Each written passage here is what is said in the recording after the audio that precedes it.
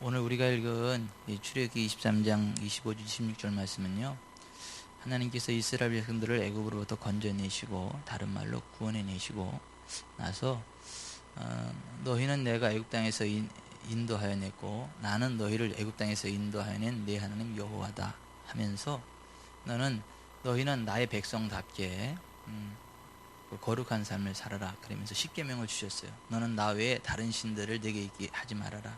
너를 위하여 새긴 우상을 만들지 말아라. 위로 하늘에 있는 것이나 땅 아래 물속에 있는 것이나 땅에 있는 것 어떤 형상도 만들지 말고 그들에게 절하지 말아라. 세 번째가 뭐예요? 네 하나님 여호와의 이름을 망령되이 일컬지 말아라. 네 번째가 뭐죠? 안식일을 기억하여 거룩하게 지켜라. 엿새 동안은 힘써 내 모든 일을 행할 것이나 제7일은 여호와의 안식일인즉 너나 네 남종이나 여종이나 객이나 가축이나 아무 일도 하지 말고 안식하게 하라. 여호와께서 이 날을 복되게 하셨다. 이렇게 말씀하셨잖아요. 그리고 나서 5계명이 뭐죠? 내 부모를 공경하라. 네 번째 계명까지는 하나님을 향한 계명이에요. 다섯 번째 계명부터는 인간관계, 사람과의 관계의 계명인데, 그 첫째가 네 부모를 공경하라. 이는 약속 있는 첫 계명이니 내가 땅에서 잘되고 장수하리라.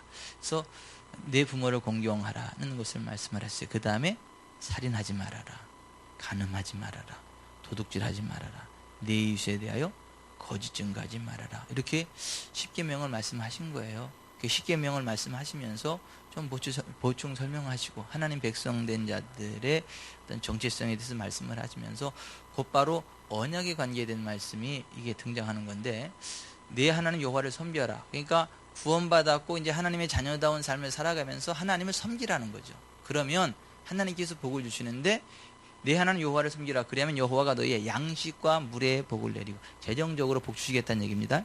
너희 중에 병을 제하리니 내 나라에 낙태하는 자가 없고 임신하지 못하는 자가 없을 것이라. 건강의 복 주시겠다는 거예요. 건강의 복. 그리고 자손의 복을 주시겠다는 거예요. 그리고 내가 너의 날수를 채우겠다. 장수하게 하시겠다는 거예요. 원래 하나님께서 우리에게 주신 날수가 해루다가 120년이에요. 창세기 6장에 그들의 연하는 120년이 되리라. 이게 방주를 120년 만들어라 그런 얘기가 아니고, 사람들의 생명의 수한이 120년이다 그런 얘기예요. 실질적으로 의사 선생님들의 연구 결과를 보면 우리의 몸이 120년간 잘 이렇게 계속 재생되면서 살게 돼 있다고 그래요. 그러니까 우리가 몸을 하나님이 주신 그 원리대로 잘 관리만 하면 120살까지 건강하게 살다가 하늘나라 간다라고 하는 거죠. 그게 정상입니다. 저는 여기 계신 분들이 그렇게 정상으로 살아가시길 바랍니다. 120살까지 부유하고 건강하게 자손의 잘 되는 것을 보고, 그리고 120살까지 살면 복이 아니겠어요? 그게 복이 있는 인생입니다. 오래 살아도 아프면 복이 아니죠. 또 오래 살아도 가난하면 또 복이 아니죠. 또 잘 살고 건강에다가 갑자기 비명 행사하면 그것도 복이 아니죠. 또 다 잘 되는데 자식들이 잘 안 되면 그것도 복이 아니죠. 그러니까 첫째는 재정이 있어야 된다는 걸 아니까 하나님이 재정적인 복을 주시겠다는 것이고, 두 번째는 건강이 있어야 복이라는 걸 아시고 건강 주시겠다는 것이고, 세 번째는 자손들이 잘 돼야 그게 복이라는 걸 아시기 때문에 자손들의 복을 주시겠다는 것이고, 네 번째로는 내가 너의 날수를 채우겠다. 그러니까 장수하는 게 복이다 라고 하는 거예요. 그래서 하나님께서 구원받은 하나님의 백성들이 하나님을 잘 섬기면 이와 같은 네 가지 복을 주시겠다라고 하는 거거든요. 간단하게 말하자면 하나님은 하나님의 자녀들을 부유하고 건강하게 하신다는 거예요. 그래서 우리는 예수님 안에서 부유하고 건강하게 살아갈 수 있고 또 살아가야 됩니다. 그것이 우리를 향한 하나님의 소원이에요. 그래서 우리가 하나님을 말씀대로 잘 섬기기만 하면 우리는 당연히 부유하고 건강하게 됩니다. 여러분, 그 배나무에서 배가 열리는 게 어렵나요? 배나무에서 배 열리는 게 쉽지 배나무에서 사과가 열리는 거는 어려워요. 불가능해요. 그런데 배나무는요, 정상적으로 잘 자라기만 하면 배가 열리게 돼 있잖아요. 그죠? 근데 이제 배나무가 삐실삐실 배삼룡처럼 막 영양분이 잘 안 올라가고 이제 그러면 나무가 시들시들하면 열매 맞는 건 둘째치고 자기 생명도 위태위태하잖아요. 그죠? 그래서 건강한 배나무는 배나무를 맺는 게 당연해요. 배에 열매를 맺는 게 당연해요. 하지만 병든 배나무는 열매를 거의 맺더라도 똘배 같은 거 이렇게 조그만 거 맺어요.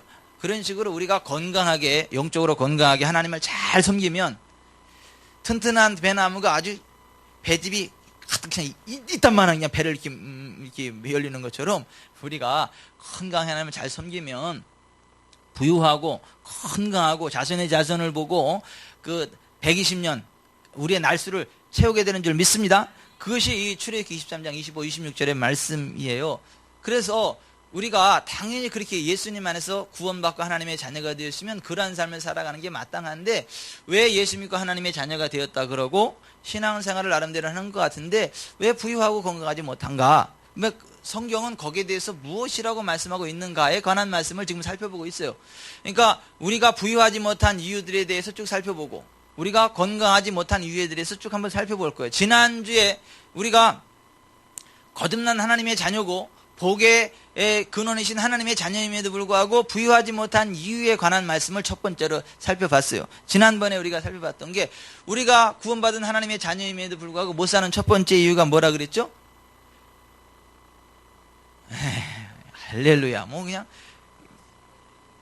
들으면 잃어버리시는 게 은혜입니다. 열심히 아니 부지런히 일하지 않기 때문이에요.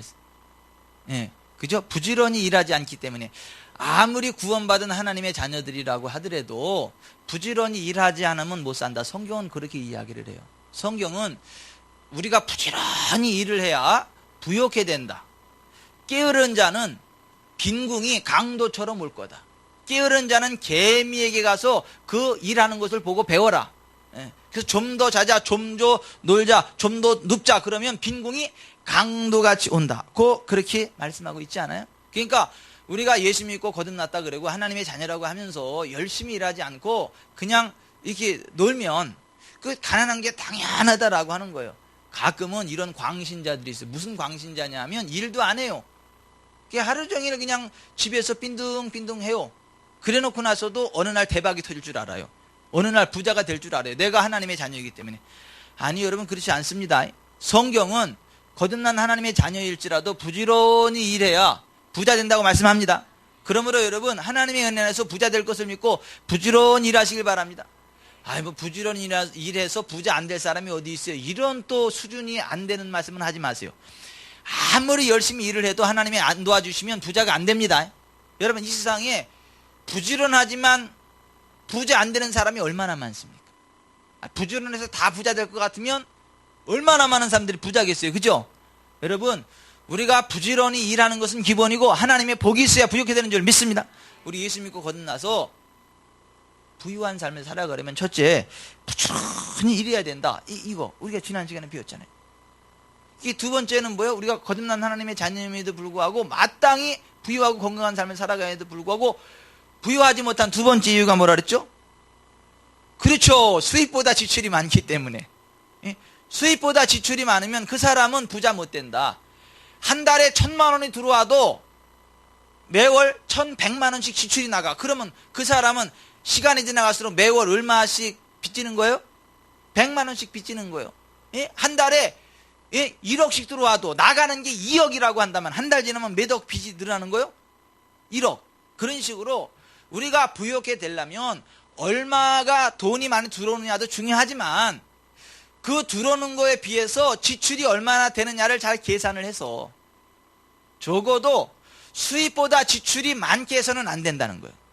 여러분 수입이 아무리 많아도 수입보다 지출이 많으면 반드시 가난하게 됩니다. 근데 무슨 광신자들은 이렇게 이야기합니다. 나는 하나님의 자녀이기 때문에 부자 될 거야. 내가 아무리 써도 하나님이 채우실 거야 하면서 그냥 대책 없이 막 써요. 들어오는 거는 하나인데 쓰는 건 막 2개, 3개 막 그래요. 그러면 절대 부자가 될 수 없어요. 그러니까 여러분들이 진짜 부자가 되기를 원하신다면 한 달에 내 들어오는 수입이 얼마인가를 적으셔야 돼요. 그리고 지출이 얼마인가를 적어보셔야 돼요. 그리고 수입 빼기 지출을 딱 해가지고 마이너스로 가면 빨리 지출을 줄이셔가지고 마이너스로 가게 하면 안 돼요. 그러니까 지출을 줄이는 방법 가운데 하나는 뭐냐면 차를 없애는 거예요. 차. 왜 웃으세요? 차가 진짜 돈 얼마나 많이 들어가는데요. 보험료 들어가죠. 기름비 들어가죠. 가끔 또 여기저기 또 보살펴 달라고 그래서 그 수리비 들어가죠. 막 관절염 걸렸다고 그러지. 막 신발 다 떨어졌다 그러지. 아니 막 자동차 신발 한 번 갈아 신기라도 얼마예요 그게? 48만 원 들어간대잖아. 그러니까 자 보세요. 우리가 현실적인 얘기를 해보자고요. 여러분 우리가 진짜 하나님 섬기면요 부자 되게 돼 있습니다. 하나님 우리를 부유하게 하십니다. 우리를 가난하게 안 하세요. 부유하게 하세요. 하지만 말씀의 원리대로 할 때 하나님의 부유가 임합니다. 저는 아까 제가 김병효 장로님하고 오산 같이 이제 다녀오면서 제가 이런 말씀을 드렸어요. 우리 교회도 참 김미진 간사처럼 그런 성도들로 가득 찼으면 좋겠다고. 그냥 검소하게 그냥 생활비 500만 원 정도만 쓰고 남편 500만 원, 자기 500만 원에서 그냥 부부가 검소하게 한 달에 1000만 원 정도만 생활비 쓰고 1000만 원 정도만 저축하고 나머지는 하나님께 다 드리는 성빈이 됐으면 좋겠다. 성부가 됐으면 좋겠다. 아멘. 아니 세금을 8억씩 내는 사람이 그 정도 쓰면 검소한 거 아니에요? 검소한 거죠. 검소한 거죠. 좀 그러한 성도들로 가득 찼으면 참 좋겠다 이런 말씀하고 우리 장로님도 아멘 그렇게 하셨는데 하여튼 우리 교회 나면 무조건 다 그렇게 돼야 되겠지만은 혹시 다른 분은 안 되도록 오늘 이 자리에 있는 분은 그렇게 되시길 바랍니다. 그리고 또 인터넷을 통해서도 지금 이것을 듣는 분도 그렇게 되시길 바랍니다. 또 이제 테이프를 통해서라도 이거 듣는 분 그렇게 되시길 바랍니다. 그렇지 않으면 가슴이 시려 이 설교를 들으면서 나 그 자리에 없었는데요 그러면서 자 여러분 보세요. 우리가 하나님의 자녀로서 부욕해야 되는 게 맞는데 하나님이 아무리 복을 주셔도 우리가 수입보다 지출을 많은 삶을 살아가면 가난한 게 당연하다. 그러니까 우리가 하나님 주신 지혜를 따라 내 수입이 얼마인가를 꼼꼼히 점검해보고 내 수입 이상의 것이 지출이 되면 줄일 수 있는 걸 줄여라. 예? 능력이 안 되면 자동차도 팔아버려라. 그리고 버스를 타고 다니라. 차라리 택시를 타고 다니는 게 나아요. 차 없애고 택시 타고 다니는 게 훨씬 그게 저기 하는 겁니다. 그냥 택시 불러 타고 다녀도 차 가지고 있는 것보다 훨씬 게 절약이 되는 거예요 사실은. 왜냐하면 차를 가지고 있으면 목돈 왕창 내고 그냥 이렇게 타고 다니니까 돈 안 나가는 것 같죠. 그거 택시비로 계산을 해봐. 그거 얼마 안 돼. 목돈 꼭 필요할 땐 택시 타고 다니는 게 훨씬 이게 부자 되는 이 비결이다 라고 하는 거예요. 그리고 수입보다 지출이 많다 그러면 옷도요 그냥 막 1000원짜리 2000원짜리 사서 입으세요. 3000원짜리 4000원짜리 사서 입으세요. 그런 옷이 어디 있냐고요? 많아요. 아니 우리가 막 옷 한 벌에 막 몇십만 원, 몇백만 원, 몇천만 원 그런 것만 보니까 그렇지 진짜 우리가 한번 재정을 절약하려고 마음 먹으면은요 5천원짜리 바지도 괜찮아요. 이거 막 청바지 같은 거 양복도요 막 4, 5만 원이면 한 벌짜리 이렇게 입어요. 우리 집사람이 나한테 욕하더라고. 어디서 그런 얘기 하지 말라고. 4, 5만 원짜리 양복 한 벌이 어디 있냐고. 그런 얘기 하지 말라 그러는데 아니 길거리 가다 보면 있어요. 2벌도 준다고 그러고 막 그러는 거 있어요. 물론 사이즈가 없어가지고 잘 맞아야 이제 된다라고 하는 그러한 문제가 있기는 하지만 우리가 절약할 수 있는 건 사실 절약해야 되는 게 맞다는 거예요. 절약해야 되는 게 맞다. 그리고 능력이 되면 외식을 해도 상관없고 고기를 사 먹어도 좋겠지만은 능력이 안 되면 제가 제 아내한테 지난주에 혼났어요. 우리가 언제 손가락 빨고 있었냐고. 우리가 그런 거 못 사 먹고 김치랑 밥을 먹으면 먹었지 언제 손가락을 빨고 있었냐 그러더라고. 그래서 말을 안 했다 그러더라고. 물어보는데. 그래서 표현상의 차이지. 고기 먹고 싶어도 김치만 먹으면 그게 손가락 빤다는 표현이지 꼭 손가락을 빨아야 손가락 빠는 거냐.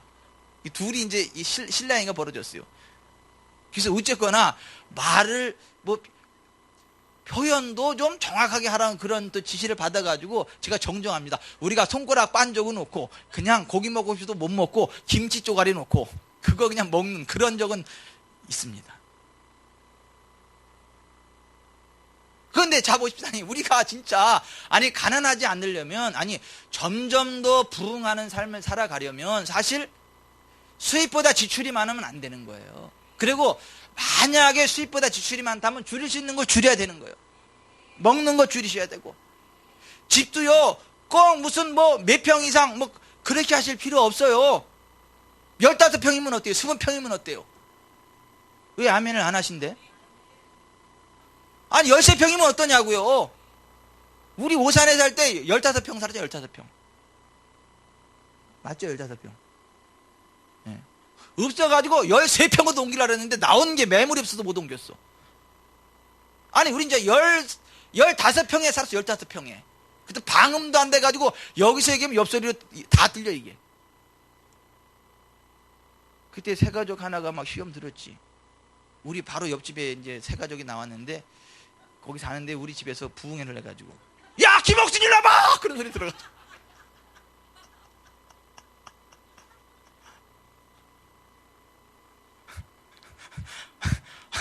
아니 전도사님도 소리 지르냐고. 근데 어찌되거나 저 보세요.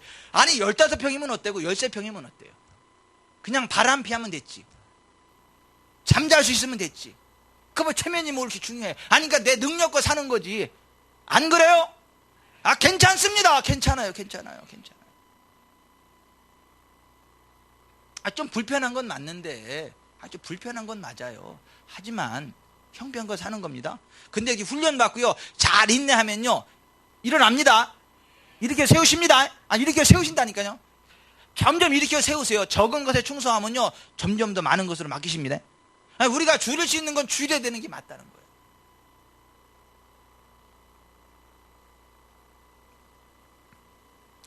어쨌거나 우리가 하나님의 자녀임에도 불구하고 부유한 게 맞는데, 점점 더 부유해지는 게 맞는데 부유하지 못한 두 번째 이유가 사실 그거다. 이게 너무 기본적인 거지만 안 지킨다니까요. 그리고 카드도 잘라버리라 그랬어요. 지난번에 설교를 했더니 우리 어떤 권사님이 그러더라고요. 목사님 나도 꼭 필요한 카드 하나 남겨놓고 다 잘라버리겠다. 근데 카드만 자르면 안 됩니다. 은행에다 정지시켜야지.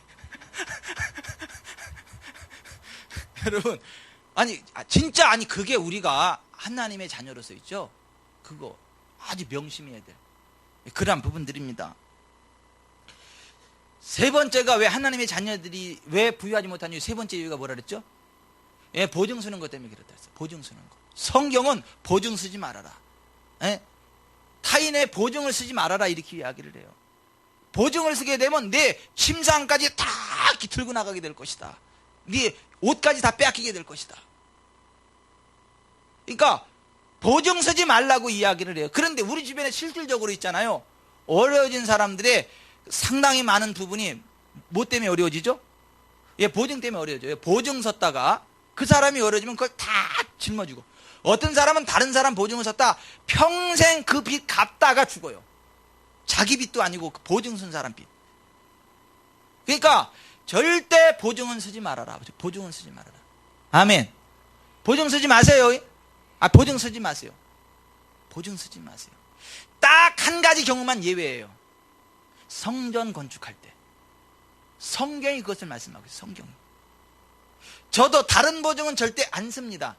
하지만 하나님을 위한 보증은 씁니다. 하나님의 성전 건축을 위한 보증은 씁니다. 아니 내 걸 다 팔아서 드릴 수 있으면 좋겠어. 그게 아니면 최소한 보증은 씁니다. 그러나 사람들의 보증은 안 씁니다.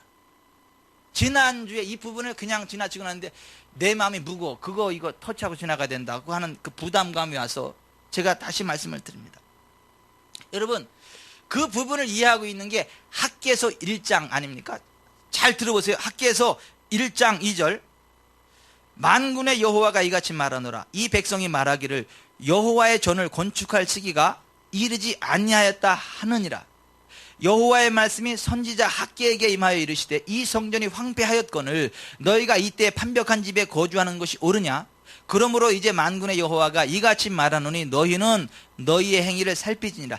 너희가 많이 뿌릴지라도 수확이 적으며 먹을지라도 배부르지 못하며 마실지라도 흡족하지 못하며 입어도 따뜻하지 못하며 일꾼이 삭슬 받아도 그것을 구멍 뚫어진 전대에 넣음이 되느니라. 만군의 여호와가 말하노니 너희는 자기의 행위를 살필지니라. 너희는 산에 올라가서 나무를 가져다가 성전을 건축하라. 그리하면 내가 그것으로 말미암아 기뻐하고 또 영광을 얻으리라. 여호와가 말하였느니라. 너희가 많은 것을 바랐으나 도리어 적었고 너희가 그것을 집으로 가져갔으나 내가 불어 버렸느니라. 나 만군의 여호와가 말하노라. 이것이 무슨 까닭이냐. 내 집은 황폐하였을 때 너희는 각각 자기의 집을 짓기 위하여 빨랐습니다. 그러므로 너희로 말미암아 하늘은 이슬을 그쳤고 땅은 산물을 그쳤으며 내가 이 땅과 산과 곡물과 새 포도주와 기름과 땅의 모든 수산과 사람과 가축과 손으로 수고하는 모든 일에 한재를 들게 하였느니라. 뭐예요? 성전 건축하는 때가 돼가지고 성전을 건축해야 되는데 자기는 번듯한 집을 가지고 있으면서 성전 짓는 거는 외면하고 때가 안 됐다 그러고 거기에 투자하지 않으니까 재정이 환경이 다 메말라가지고 하는 일만 듣고 해서 안 된다는 거예요. 어렵다는 거예요. 그러니까 하나님의 백성들에게서는 하나님의 집인 성전과 내 집 가운데 우선권이 어디에 있다는 거예요? 하나님의 집인 성전에 있다는 거예요. 그러니까 우리가 대인관계에 있어서는 절대 보증을 쓰지 말아야 될 것에 대해서 성경이 말씀합니다. 보증 쓰지 마세요. 이영란 집사님 보증 쓰지 마세요. 천사 같아가지고 와서 해주세요 그러면 또 말없이 해주실 양반이. 절대 그러지 말아라. 절대 그러지 말아라. 제가 잘못 봤나요? 사람들이 착해가지고 있잖아요. 절대 그러지 말아라. 절대. 가슴에 손을 얹으세요. 절대 보증은 없다. 절대 보증 서는 거 없다. 아멘. 아니 보증 서는 거 없습니다. 보증 서는 거 없어요. 우리도 필요하면 기도해야 됩니다. 하나님을 의지해야 됩니다. 그럼 하나님이 까마귀를 통해서 채우십니다. 아니 우리가 이 세상 살아가는 동안에 물질이 필요할 때 그렇게 해야 된다는 거예요. 가서 보증 서달라 그러고 그러면 안 된다. 1장에서 그렇게 말씀하잖아요. 2장 18절 이하에 바라보면 너희는 오늘 이전을 기억하라. 아홉째 달 24일 곧 여호와의 성전지대를 쌓던 날부터 기억하여 보라. 곡식 종자가 아직도 창고에 있느냐? 포도나무, 무화과나무, 석류나무, 감람나무 열매가 맺지 못하였느냐? 그러나 오늘부터는 내가 너에게 복을 주리라. 제가 공동 번역으로다가 다시 한번 읽어드립니다. 2장 18절 너희는 야훼의 성전 주추를 놓은 9월 24일 바로 이날부터 앞으로 어떻게 달라지는지 눈여겨보아라. 곳간에 둔 종자가 줄어드는지 포도, 무화과, 석류, 올리브가 열리는지 안 열리는지 두고 보아라. 나는 이날부터 복을 내리기로 하였다. 성전 지대가 딱 놓여진 그때로부터 복을 내리기로 하셨다라고 하는 거예요.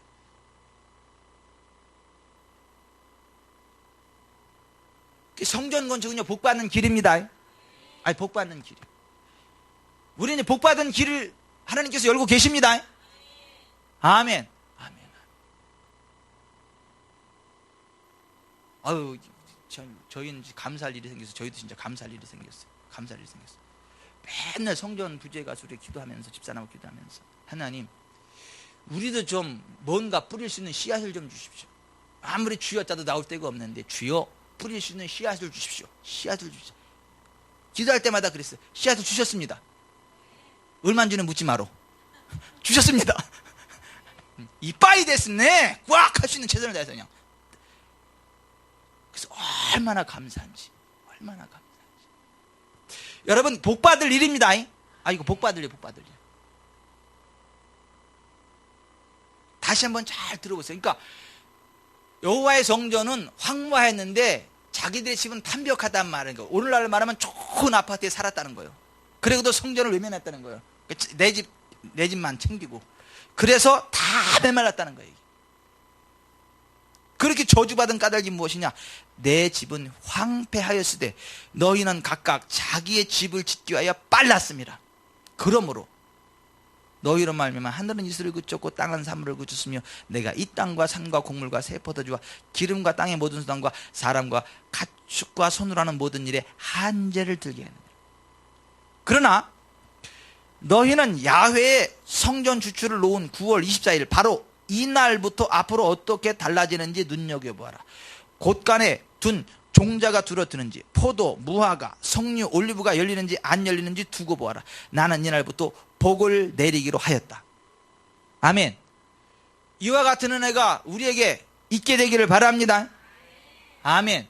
우리가 부유하게 살려면 대인관계에 있어서 보증은 절대 쓰면 안 된다. 성경은 쓰지 말라 그런다. 반드시 가능해 어렵게 된다 그러나 하나님의 집을 짓는 그 일에만큼은 우선권을 둬야 너희가 복을 받는다. 아멘. 또 하나 잡으십시다. 우리가 하나님의 자녀로서 부유하게 살아가는 게 마땅함에도 불구하고 부유하지 못한 네 번째 이유가 뭐라는지 기억나세요? 그러죠. 구제하지 않기 때문이다. 구제하지 않기 때문이다. 여러분, 우리 구제해야 됩니다. 여러분, 내가 구제할 수 있다 없다의 기준이 어느 정도죠? 먹고 입을 것이 있으면 그 다음은 구제할 수 있어요. 아멘. 근데 먹을 것이 있어야 구제를 하지. 그 금식을 해도 있으니까 그걸 갖다 하는 거지. 먹을 것도 없으면 어떻게 구제를 하고 있어. 그죠? 내가 구제를 할 수 있다 없다의 기준은 뭐냐면 내가 먹고 입을 것이 있으면 구제할 수 있는 거예요. 먹을 것만 있는데 뭘로 구제합니까? 구제할 사람이 보이면 내가 밥을 굶고 그걸로 구제하는 거예요. 아멘. 보세요. 이 성경이 이야기하는 그게 하나님의 자녀의 삶이 그것입니다. 내가 하루 3끼를 밥을 먹고 살아요. 근데 딱 보니까 한 끼도 못 먹는 사람이 2사람이 보였어. 그럼 어떻게 해야 되는 거죠? 내가 2끼 금식하고 한 끼는 나 먹고 한 끼는 이 사람 주고 한 끼는 이 사람 주고. 이게 성경이 말하는 구제예요. 그렇게 하면 하나님께 구워드리는 것이 돼가지고 하나님께서 그 사람에 복을 주겠다. 아니, 그렇게 살아가면 하나님께서 부욕해 하십니다. 근데 우리는 외면한다는 거예요. 주변에 가난한 사람이 있어도 외면한다는 거예요. 내 일이 아니라고 하고 외면한다는 거예요. 그래서 저주가 임한다는 거예요. 저주가. 성경은요, 가난한 자를 못 본 자면 저주가 크리라 이렇게 돼 있어요. 따라서 합시다. 가난한 자를 불쌍히 여기는 자는 여호와께 꾸이는 것이니 여호와께서 그 선행을 갚아주시지만 가난한 자를 못 본 채 하는 자에게는 저주가 크리라. 아니, 이게 잠언에 나오는 말씀이에요. 그러면은 여러분들은요, 주변에 가난한 사람들을 못 본 채 하십니까? 아니면 딱 가난한 사람 보면 할렐루야, 내가 밥을 3끼를 먹는데 할렐루야, 내가 한 끼 먹고 2끼를 도와줄 수 있는 그 길을 열어서 참 감사합니다, 할렐루야, 그러면서 한 끼만 드시고 한 끼를 이렇게 나눠주고 이렇게 같이 셋이 한 끼씩 드시는 입장입니까? 어떻게 합니까? 하여튼 목사님도 부담되겠다 그런 얘기를 또 하시냐고. 아니, 성경은 먹고 입을 것이 있은 줄 곡한 줄로 알라 그랬어요. 그럼 나도 못 먹으면 도와줄 수는 없잖아요. 하지만 내가 3끼 먹을 수 있으면, 그리고 내 주변에 밥 굶는 사람이 있으면 내가 끼니를 줄여서 금식을 하면서라도 구제할 수 있다. 그게 성경이 얘기하는 구제다. 그러면 하나님께서 그것을 보신다, 받으신다. 아멘. 우리 구제하는 삶을 삽시다. 아니, 우리는 그래야 돼요, 진짜.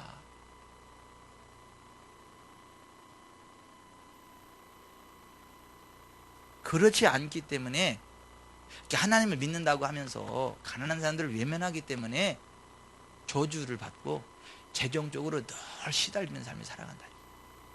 뒤에서 또 연관되는 많이 나오기 때문에 1절 말하고 넘어갑니다만은, 따라서 합시다. 구제하지 않기 때문에 가난하다. 5번째 이유는 뭐였죠? 꾸고 갚지 않는 악 때문에. 여러분, 꿈은 반드시 갚아야 됩니다. 아니, 꿈은 반드시 갚아야 돼요. 반드시 갚아야 돼요. 성경은 꾸고 갚지 않는 게 악이라고 이야기해요. 불신자보다 더 악한 악이에요, 그게. 아니, 예수님을 안 믿는 것도 악이지만, 죄지만, 예수님을 믿는다고 하면서 다른 사람한테 꾸고 그걸 갚지 않으면 그건 불신자보다 더. 더 악한 자라고. 여러분, 삭개오가 예수님 앞에서 이랬잖아요. 삭개오가, 주여, 내가 만일 누구의 것을 토색한 일이 있으면 4배나 갚겠습니다. 가난한 자들에게 내 재산의 절반을 나눠주겠습니다. 그때 예수님이 뭐라 그런 거예요? 오늘 구원이 이 집에 이르렀다. 너도 아브라함의 자손이로다. 여러분, 그런 성경이 그냥 보이세요, 여러분은? 도둑질 했으면 4배나 갚겠다고 이야기를 했어요. 소유의 절반을 가난한 자들에게 주겠다. 그랬더니 오늘 구원이 이 집에 이르렀다. 너도 아브라함의 자손이다. 이렇게 이야기를 했어요.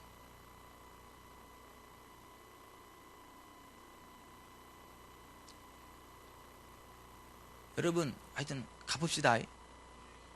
떼어먹으면 안 돼요. 그리고 1,000원씩이라도 갚기 시작을 해야 돼요. 아멘. 갚기 시작을 해야 됩니다.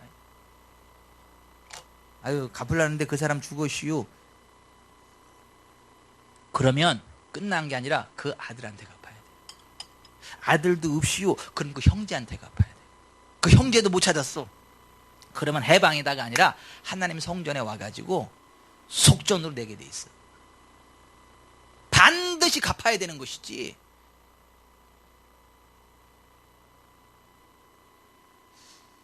여러분, 이거 잘 아셔야 돼요. 예수 믿는다 그러면서 있잖아요.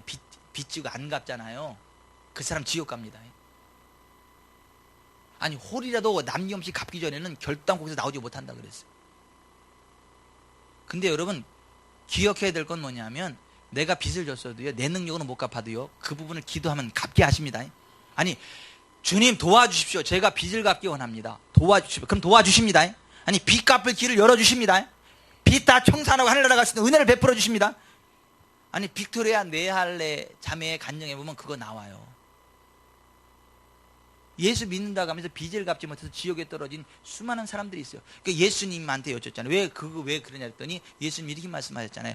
저들은 그것을 갚게 해달라고 나한테 요청했으면 내가 도와줬을 건데, 나한테 갚게 해달라고 도움을 요청하지도 않았고 갚지도 않고 여기 왔다. 그래서 지옥 갔다. 나 큰일 나네. 내 힘으로 갚을 수 없는 빚이 있는데 그럼 난 지옥. 아니요. 기도하면 도와주십니다. 아니, 기도하면 도와주세요.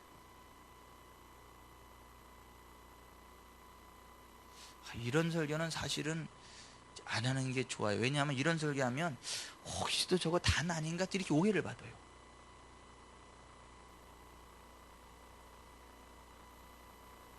근데 성경은요, 홀이는 뭐야? 조그만 거지죠. 홀이라도 남김이 없이 다 갚기 전에는 결단코 거기서 나오지 못한다고 옥에 대해서 이야기해요. 그죠? 이 세상 감옥에서도 홀이라도 남김이 없이 다 갚지 않고서는 거기서 나오지 못한다 그랬어요. 그러면서 무슨 얘기 나와요? 지옥 얘기 나오잖아. 마태복음 5장에.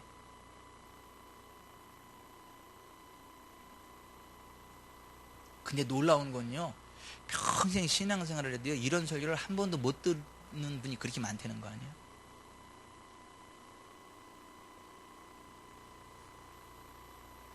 하여튼 빚 갚읍시다. 빚 갚읍시다. 앞으로는 가끔 빚 지지 마시고 기도하고, 앞으로는 빚은 갚는 것만 있지 내는 건 없습니다. 따라서 합시다. 빚은 갚으라고 있는 것이지 내라고 있는 것이 아니다. 오늘부터는 빚을 갚는 것만 있지 내는 것은 없다. 아자.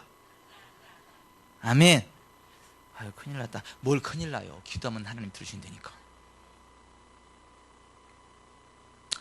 그 다음에 보세요. 6번째, 우리가 부유한 게 당연한데 부유하지 못하는 이유는 재물의 우선순위가 잘못되었기 때문입니다. 따라서 합시다. 재물의 우선순위가 잘못되었기 때문입니다. 여러분, 마태복음 6장 33절에 이렇게 되어 있어요. 그런즉 너희는 먼저 그의 나라와 그의 의를 구하라. 그리하면 이 모든 것들을 너에게 더하시라. 이 모든 것들이 뭔지 아시죠? 의식주, 재정이 재정. 재정적인 모든 필요들을 더하시겠대. 어떻게 하는 자에게? 먼저 하나님의 나라와 하나님의 의를 구하는 자에게 이 모든 것들을 더하시겠대요. 그러면 하나님의 나라와 의를 먼저 구한다는 게 구체적으로 어떤 거죠? 어떻게 하는 게 그럼 하나님의 나라와 하나님의 의를 먼저 구한다는 게 그럼 구체적으로 어떤 거죠? 재정을 하나님이 기뻐하는 일에 쓰는 걸 하나님의 나라와 하나님의 의를 구한다 그래. 마태복음 6장에 보면 문맥적으로 쭉 보면 그렇다고요. 근데 우리는 그걸 싹 빼버리고 하나님의 나라와 의를 구한다 그러니까는 돈 안 들어간 일은 다 해. 기도도 하고 전도도 하고 봉사도 하고 화장실 청소도 하고 신방도 하고 다 해. 근데 돈 들어가는 일은 절대 안 해. 그러면서도 자기는 하나님의 나라와 하나님의 의를 구한대. 뻥이야.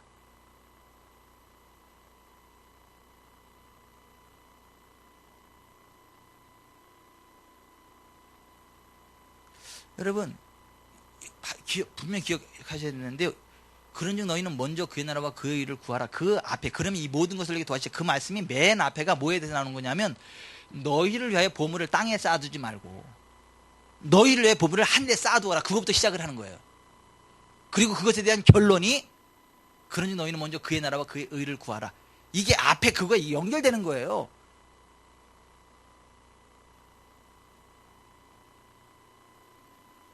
여러분, 예수님은요, 우리가 재정을 집행하는 걸 보실까요, 안 보실까요? 보십니다. 아니, 우리가 재정을 어떻게 사용하시는 걸 보신다니까요. 우리가 가난한 자들에게 구제를 하는지 아니면 엉뚱한 데 쓰는지를 보신다니까요. 진짜 적절하게 재정을 집행하는지 아니면 허비하는지를 보신다니까요.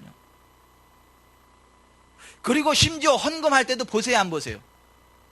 얼마를 했는지 보세요, 안 보세요? 내가 안 볼 테니까 머리 넣고 가라 그래요? 나 이제 뒤돌아 있을 테니까 나는 외모 안 본다. 나 뒤돌아 있으니까 봐라 넣고 가 그래요? 아니, 예수님요 유심히 보세요. 유심히 이러고 유심 나온 사람이 어떠한 마음으로 어떻게 얼마나 이렇게 넣는지 유심히 보신다고요. 정선호 권사님이 어떠한 마음으로 얼마를 넣는지 딱 보신다고. 그래서 계산기 두드리신다고요. 정선호 권사가 몇 프로 했구나. 이게 제 얘기가 아니에요. 보세요. 성경은 이렇게 이야기를 해요. 마가복음 12장 41절부터 보면 예수께서 헌금함을 대하여 앉으사 무리가 어떻게 헌금함에 돈 넣는가를 보실세. 여러 부자는 많이 넣는데 한 가난한 과부는 와서 2렙돈 곧 한 고드란트를 넣는지라. 예수께서 제자들을 불러다가 이르시되 내가 진실로 너에게 이르노니 이 가난한 과부는 헌금함에 넣는 모든 사람보다 많이 넣었도다. 그들은 다 그 풍족한 중에서 넣었거니와 이 과부는 그 가난한 중에서 자기의 모든 소유 곧 생활비 전부를 넣었느니라. 주님은 지금 액수를 보신 거예요? 퍼센테이지를 본 거예요? 생활비 전체 가운데 몇 퍼센트냐를 말씀하신 것이지 그냥 액수가 아니라니까요. 그러니까 정성스럽게 넣었다가 아니라 뭐예요? 많이 넣었다고 말씀해요. 자 여기 좀 보세요. 자 100원하고 10만원하고 어떤 게 많은 거예요? 10만원이 많은 거죠. 그죠? 자 아니 얼마나 그랬죠 내가? 100원하고 10만원하고 어떤 게 많은 거예요? 10만원이 많은 거죠. 그럼 자 1000원을 가지고 있는데 100원하고 1억을 가지고 있는데 10만원하고 어떤 게 많은 거예요? 그러죠. 이게 많은 거예요. 퍼센트로 따질 때. 주님은요 10,000원에 1,000원을 가져오는 그걸 보시는 거하고 10억 가운데 10만원 가져오는 거하고 주님은요 똑같이 안 보세요. 예 10만원 그것도 돈이라고 가져왔니? 예? 가져가라 예. 그래 10만원 정도는 해야지. 이러는 주님이 아니라고. 아니 사람들은 그래. 사람들은 그래 10만원 정도. 참 그래 이 정도. 사람들은 이렇게 판단을 할지 모르겠지만은 주님은 안 그러신다는 거예요. 주님은 우리 중심을 보십니다. 저는요 적어도 우리 교회에서 제가 가장 가장 많은 헌금을 하는 사람이라고 주님께서 인정해 주셨으면 좋겠어. 저는 저희 교회 성도들이 다른 교회 성도들과 비교했을 때 지구촌 사랑교회 성도들이 가장 많은 헌금을 한다고 주님이 인정해 주셨으면 좋겠어. 액수가 아니라 그랬습니다. 아니, 액수가 아니야. 부끄러운 게 아니에요. 아이고, 부끄러워하는 내가 1,000원밖에 못하는데. 1,000원밖에가 아니에요. 여러분 보세요. 아니, 종이 주워가지고, 종이를 주워가지고, 그 폐지 팔아가지고 생활하시는 분이 드리는 그 5,000원 하고요. 종이 주워서 파시는 분이 5,000원 하나님께 헌금 드리는 거 하고, 막 1,000만 원씩 그 수입이 있는 사람이 10,000원 드리는 거하고 같아요? 달라요.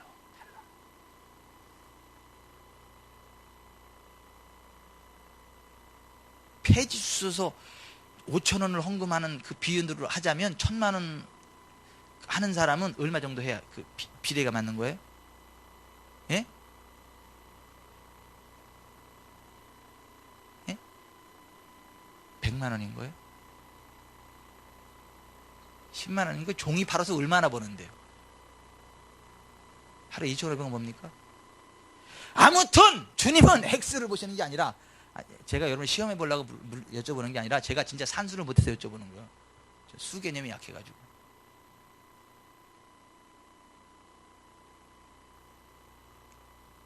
여러분, 진짜 그런 좀 거룩한 욕심을 좀 가져봅시다. 우리가 진짜 주님으로서 그렇게 좀 칭찬받았으면 좋겠어. 네가 제일 많은 헌금을 했다, 이 과부처럼. 이의식 성도님 참 감사해. 나 이의식 성도님 보니까 막 어깨에 힘이 다 들어가고 막. 나를 버리고 도망가는 줄 알고 내가 막 상심이 됐다가, 얼마나 그냥. 이의식 성도님, 저하고 이의식 성도님하고 둘이 딱 섰을 때 주님이 그러면 얼마나 좋을까.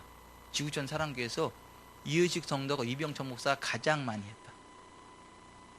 그거는 액수가 아니라 그랬어요. 아니, 액수가 아니라.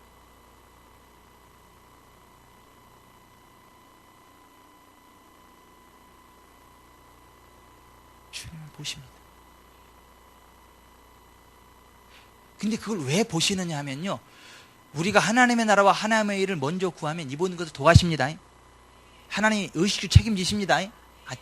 책임지세요. 채우신다니까요. 주님이 기뻐하는 일에 드리는 물질은 펌프의 마중물하고 똑같아요. 펌프의 마중물 아시죠? 예? 펌프 세대가 아닌 세대는 없죠. 펌프가 뭔지 모르는 세대 없죠. 저기 있냐? 재석이는 모르냐? 펌프가 뭔지? 강민이 몰라? 이거 몰라? 이렇게 코끼리코처럼 생겨가지고 물 딱 한 바가지 붓고 끼르꾹 이렇게 슉슉 이렇게 물 이렇게 푹 나오는 거 몰라? 그거. 저 아프리카나 그런 데 가면 있잖아. 아직도 그거 이렇게 수동식으로 퍼내는 거 이렇게. 응? 요렇게 생겨가지고 쭉 관정 박아가지고 그냥 하면 물 안 나오는데 물 한 바가지 딱 붓고 낄꾹 콸 나오고 있잖아 그거. 자 보세요. 우리가 주님이 기뻐하시는 일에 우리의 물질을 드리는 것은 펌프에다 마중물을 붓는 거하고 똑같아 가지고, 마중물 넣으면요 마중물 이상의 것이 나옵니다. 지금 물이 가뜩이나 없는데, 물이 가뜩이나 없어도 물을 퍼내는데 그걸 마셔버리지 왜 아까 거기다 붓는데요? 거기다 붓고 펌프질을 해야 물이 지하수가 막 펑펑 쏟아 나오는 거예요. 그런 식으로 우리가 하나님 기뻐하시는 일에 우리의 재물을 드리면 그게 마중물이 돼가지고 이 모든 것들을 도와주시겠다는 거예요. 아멘. 너희를 위해 보물을 땅에 쌓아두지 말고 하늘에 쌓아두라는 얘기가 그거예요. 여기서 말하는 하늘은 하나님께 쌓아두라 그런 얘기예요. 왜냐하면 마태복음은 유태인들을 향한 복음이기 때문에 하나님이라는 말을 가급적이면 안 써. 그냥 높으신 분 그런 의미로 하늘을 그렇게 표현하는 거예요. 그러니까 밑에서 다시 한번 보충 설명을 해서 너희가 하나님과 재물을 겸하여 섬길 수 없다. 보충 설명하잖아요. 누가복음에서는 하나님께 대해 부유하지 못한 자라고 표현했어요. 똑같은 이 장면을 놓고.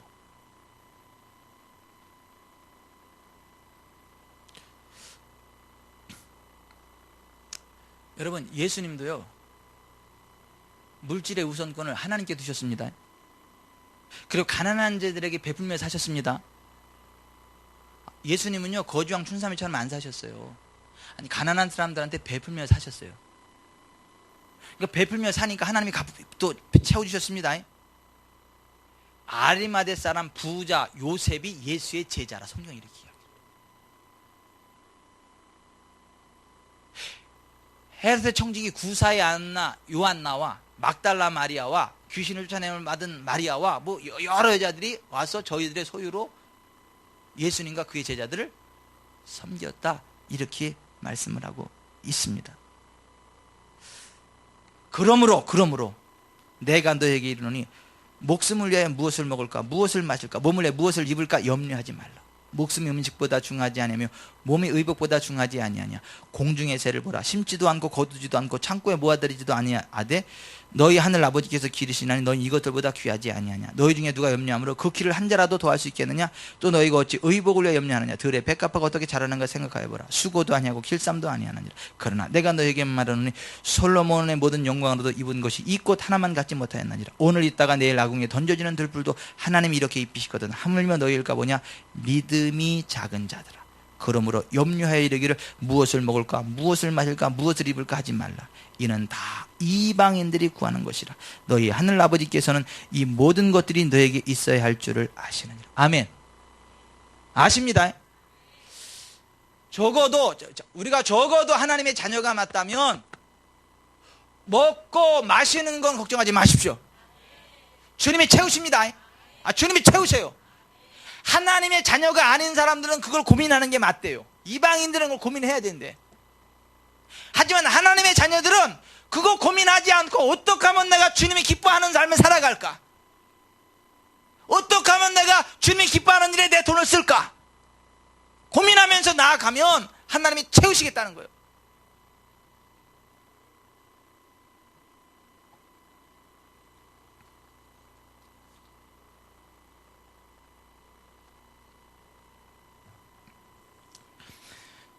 디모데전서 6장 8절부터 이렇게 되어 있어요.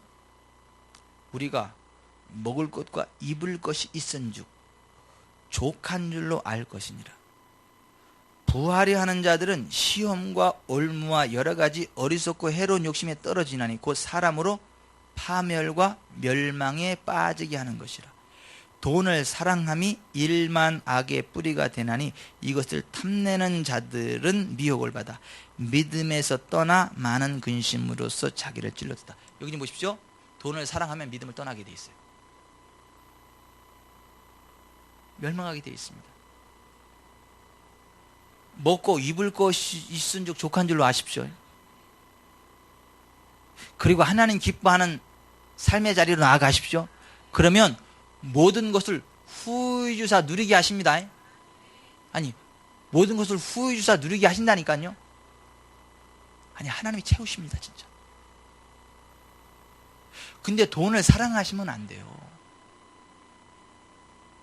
히브리서 13장 5절에도 돈을 사랑하지 말고 있는 바를 족한 줄로 알라. 그가 친히 말씀하시기를 내가 결코 너희를 버리지 아니하고 내가 너희를 떠나지 아니하리라 하셨느니라. 그러니까 우리가 진짜 하나님 자녀가 맞다면 무엇을 먹을까 무엇을 입을까 무엇을 마실까 그거 염려하지 마세요. 아니 그것 때문에만 스트레스 받지 마세요. 그건 하나님이 채우십니다. 내가 어떻게 하면 하나님이 기뻐하는 일을 할까? 내가 어떻게 하면 하나님의 기쁨이 될까? 아, 내가 지금 먹고 입을 것이 있는데 내가 이거 가지고 또 할 수 있는 하나님의 일은 뭐가 있을까? 이러한 막 거룩한 고민을 하면서 하나님의 나라와 하나님의 일을 먼저 구하십시오. 그러면 이 모든 것들을 더하십니다. 채우십니다. 아멘. 아멘. 진짜 그렇다니까요. 그렇게 살아가면요, 고기가 먹고 싶을 때요, 친구가 불러내서 고기 사줍니다. 그렇게 살 때요, 지나가는데요, 괜히 불쌍하게 보여가지고요, 지나가는 사람이 오리 파카 벗어주고 갑니다, 막. 아니, 달라 그런 것도 아닌데, 오리털 파카를 벗어가지고.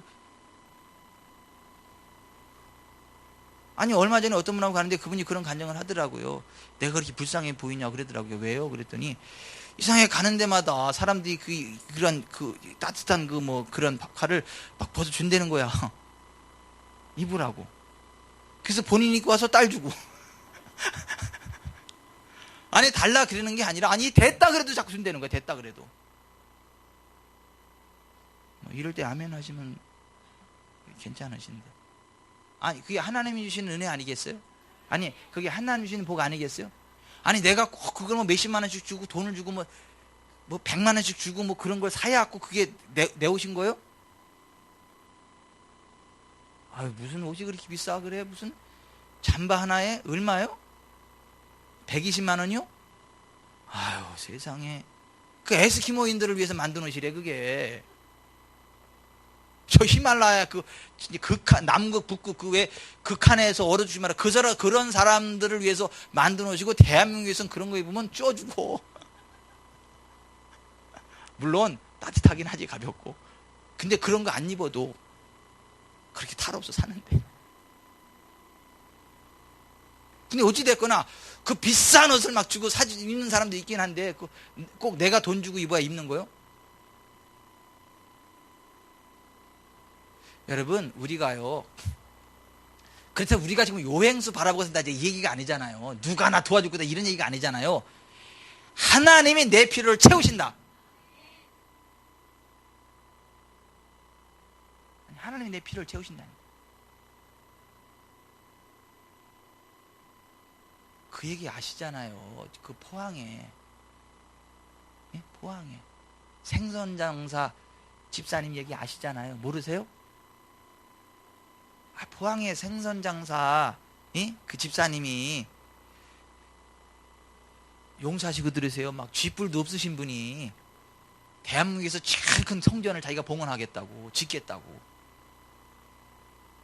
늘 기도할 때마다 주여 믿습니다 하고 막 기도하고 막 그랬는데, 목사님이 기가 차지도 않은 거 아니야. 돈 있는 사람들은 절대 그런 기도도 하지 않고 다 하는데, 돈도 제일 없고 제일 불쌍한 생선장사 집사님이 뭐 그냥 막 기도하니까 목사님이 기가 차지도 않아가지고 진짜 막, 참 믿음은 참 정성은 갸륵하긴 한데 왜 돈 있는 사람은 안 하고 왜 돈 없는 사람만 저러냐, 마음이 안 좋았어 그 목사님이. 근데 그 생선장사 그 집사님이 어느 날 생선을 팔고 있는데, 어떤 사람에서 생선을 딱 사가지고 가면서 몇천 원을 외상으로 가져간 거잖아요, 그죠?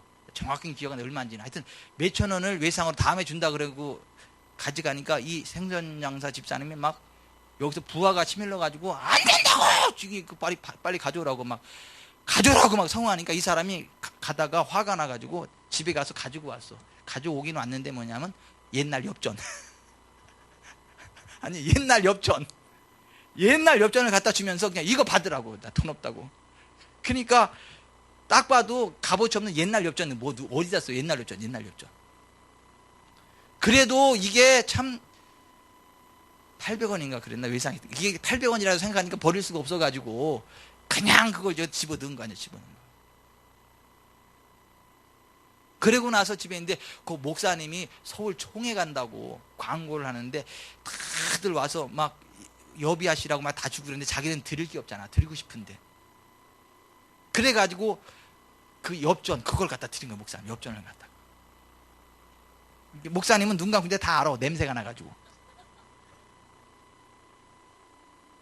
그 엽전 올라가다 보니까 엽전이요. 목사님이 참 정성이 갸륵하기도 하는데 한편으로는 화도 나는 거예요. 이거 갖다 뭐에다 쓰라고, 이거 나한테 진짜.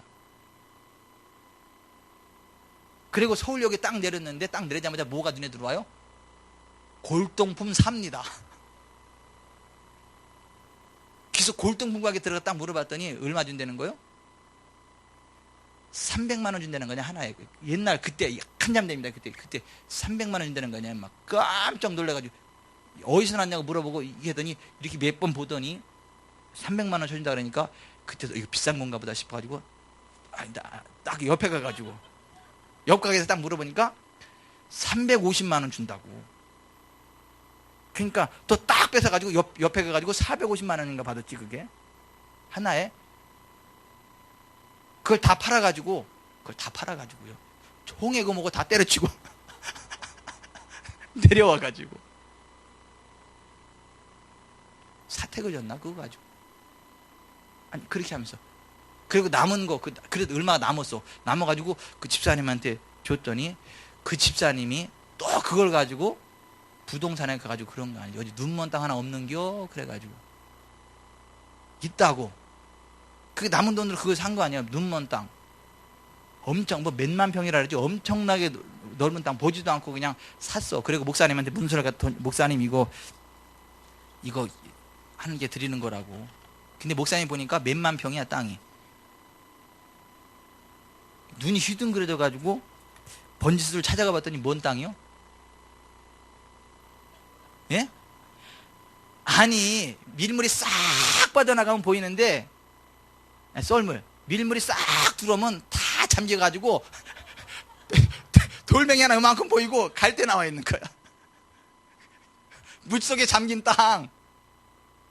그러니까 썰물로 쫙 빠져나가면 보여. 그다 밀물이 싹 들어오면 그거 봉우리 하나만 남고 다 잠겨. 그러니까 사기친 거지 그 저기가 부동산 사람.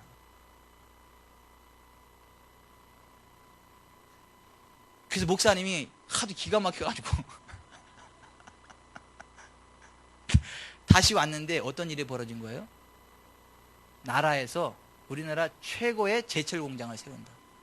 근데 그게 몇만 평, 엄청난 그 선종 부지가 거기야, 거기. 포항제철이 거기. 그래서 검은 선글라스 쓴 사람들 나와가지고 이거 팔으라고 그랬더니 이거 내 거 아니라고 하나님께 드는 건데 목사님 가서 여쭤보라고. 그래가지고 그 포항제철에다 그거 엄청난 돈을 받고 팔아가지고 진짜 제일 큰 교회진 거 아니에요. 여러분, 우리가 하나님께 뜻을 세우면요, 아니 하나님이 역사하시는 방법은 기기묘묘합니다. 아니 그 생선장사 집사님만 그러고 차혜자 권사님은 그렇지 말라는 법이 형법에 나와, 민법에, 상법에 나와? 안 나와요, 그죠? 예, 권사님도 그렇게 되시길 바랍니다. 아니 막 그런 놀라운 일들이 있기를 바랍니다. 오늘 우리 모두에게 그와 같은 놀라운 일들이 있기를 바랍니다. 제가 무엇을 말씀드리고 싶은 거냐면 이래요. 하나님이 하실 때에는 우리들이 상상하지도 못했던 진짜 막 기기묘묘한 일들이 벌어질 수 있다.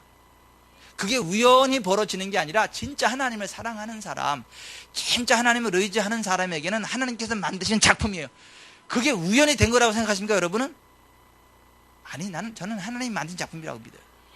그 엽전 가진 사람이 왜 생선을 먹고 싶어? 왜 그날따라 돈도 없으면서. 네? 그리고 외상가 갚으려니까 왜 그 엽전을 갖다 줄 생각을 하겠어요? 왜?